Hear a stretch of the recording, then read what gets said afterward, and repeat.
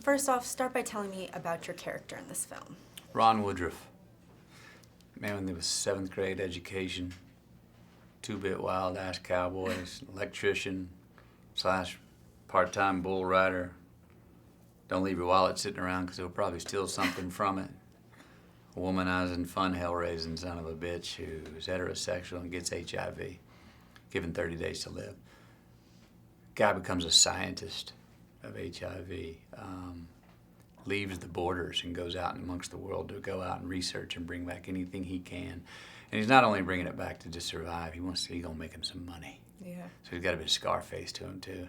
Businessman who unknowingly becomes an activist as well, without ever sort of consciously raising that flag and saying, I'm the leader. He kind of, you follow his life and he becomes that without even really knowing it. You just described him so well. When you read this story, what was it initially about him that made you really want to play this character? Well, he was a great anti-hero who, and what you get, what I enjoy about an anti-hero is you don't have to abide by society's laws. Actually, they're outside the law, or they butt the law in the face. They butt the governor in the face. They butt the parental guidance in the face. They do it their own way, and that means where they're the rule breakers and they make up their own rules. They're usually on the run from something or ducking or diving something and have to live a little either on the outskirts of society or go right up the middle, which a version of Ron going right up the middle is selling memberships, not selling the drugs. He used the system and a loophole in the system to beat the system. And this fact that this guy, he really only found purpose in his life when he got HIV. He found the one thing that he could grab a hold of and fight for every single day, every minute of the day. And he was never gonna lay down and go, woe be me. You know, he was not gonna fade away. And what did he do? If you look at the film, or what I think his legacy would be, he's a guy who I think shook the tree enough to where it's possible that the FDA has approved certain drugs that have worked for HIV sooner than maybe they would have, because he was a bit of a thorn in their side, enough where they wanted to shut him down and keep him quiet. Yeah. You know? That's what I liked about him. He never stopped. Mm-mm. Now, I mean, when you see the film, obviously, your physical transformation was unbelievable. Talk to me a little bit about how you sort of transformed into Ron. Physically? Yeah, physically. That was all diet and giving myself 4 months to do it. And it was diet. I talked with 2 nutritionists, did my research, found out what don't do, what not to do. There were many options on how to do it, but there was quite a few things on what not to do. Mm-hmm. And then I just committed to it.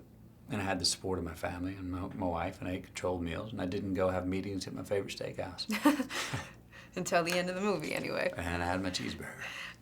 With the physical transformation, because there were, you know, even the opening scene where you're at the rodeo and you're hopping over a fence, running away from guys, was it hard to do it at such a thin weight? Well, that particular scene, and I'm a runner in real life, and Yeah. that particular scene, I hadn't exercised in 4 months, and I stretched because I knew it was a short run, but I knew I had to run.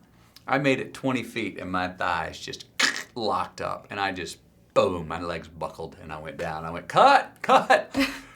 And the 15 cowboys right behind me, right before I'd run, I was like, try and get me if you can. And I said, when you get me, don't half-ass it. Well, I had to go cut because they were still coming to get me.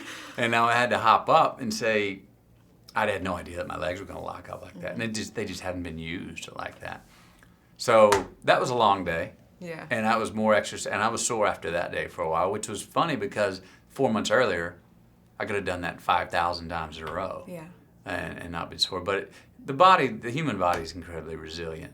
And I was never for fear that something was going to be, you know, wrong for any long term. Right. Now, aside from the physical transformation, what were some of the challenges about playing Ron? The challenges were, one thing that was important to me was to maintain this anarchic spirit, that this guy was an SOB, that this guy was a real bastard and a real badass and a real selfish son of a bitch. Maintain that. Mm-hmm. and not fear that we're going to lose the humanity, not fear that no one would ever sympathize, as someone might say, not fear that. Trust it. If you stay on track with this guy of who he really is, and keep him a businessman. Keep him a businessman. Don't have him in the middle going, well, no, I want to help everybody out. Yeah. Just keep him a businessman. Keep him liking his gold and his Cadillac. That the humanity will come out of that. And Jean-Marc and I got on the same page about that, and we checked in every week about it, but we said we got to trust it. And I'm really happy with how it works and comes across in the story. So that was one, and then the other was showing variations of rage. Because the guy's got a lot of rage in him. And rage is the emotion that I think propels the most activity in us. But he had rage against his circumstance. He had rage against his ticking clock of how long he's supposed to live. He has rage against the government. He has rage about, probably rage at God. And so he's rage at his friends who are isolating him and abandoning him. Different forms of rage to show variation in those.